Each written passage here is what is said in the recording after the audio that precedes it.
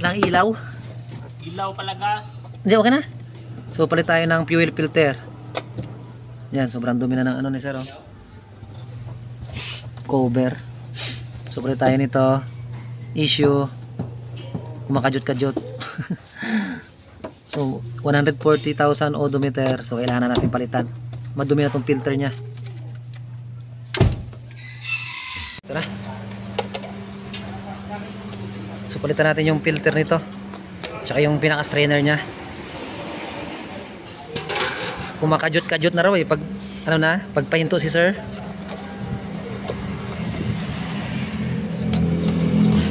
So babaklasin natin to. Hinihintay lang natin yung pinaka bagong pyesa nya. Yung sobrang dumi, oh. Grabe na yung dumi nya, oh. Sobrang itim na. So ito yung papalitan natin, ito. At saka ito. Kasi mo ang itim na, oh. Ano, grabe na yung dumi, oh. Na dumikit na yung mga dumi-dumi sa ilalim. So ito yung bago. So ito ay ano to, original parts.